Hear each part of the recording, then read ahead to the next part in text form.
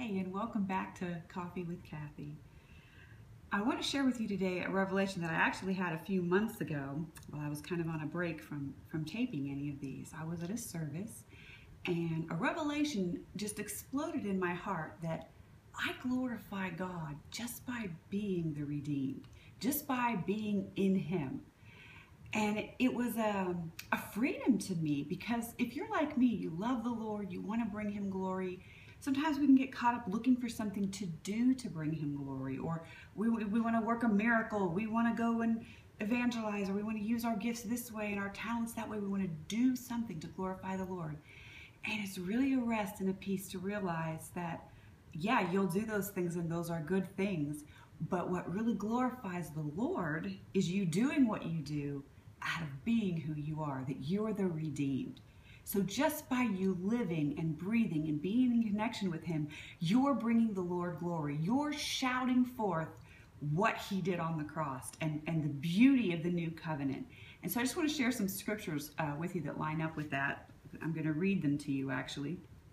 Colossians 2:15, it says, "In this way He disarmed the spiritual rulers and authority. He shamed them publicly by His victory over them on the cross." That's the NLT. But another version, the NAS, says, "When He had disarmed the rulers and authorities, He made a public display of them, having triumphed over them through Him." And historically, a triumph isn't just that you won the battle or whatever it was, or you took over the land. But a triumph also included the victory celebration, usually like a parade in the street where you're humiliating your enemy and you're showing your victory and your superiority while you're celebrating. That's the historical definition of a triumph, or a triumphal procession. So with that picture in your mind, I want to read you 2 Corinthians 2:14. "But thanks be to God, who always leads us in triumphal procession, and through us spreads the fragrance of the knowledge of Him everywhere." The Holman Christian Standard Bible said, "Thanks be to God, who always puts us on display in Christ, and through us spreads the aroma of Himself everywhere."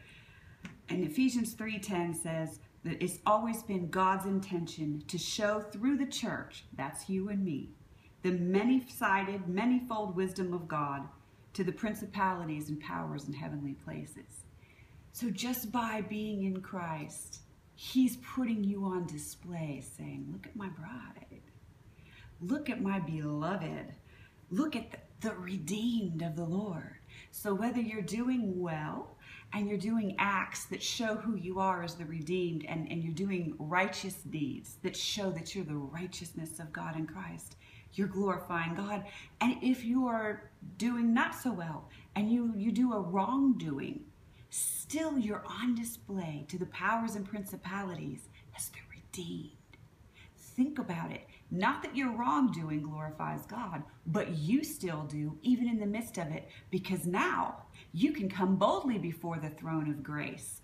There's no veil, there's no hindrance to you. You have access to God. You have an advocate with the Father. It's a whole new ball game. It's a whole new world. And so whether you're doing well or you're not doing well, you're putting the goodness of God, the genius of God and what He did on the cross on display for the world that's seen and the unseen world. And so just be encouraged today.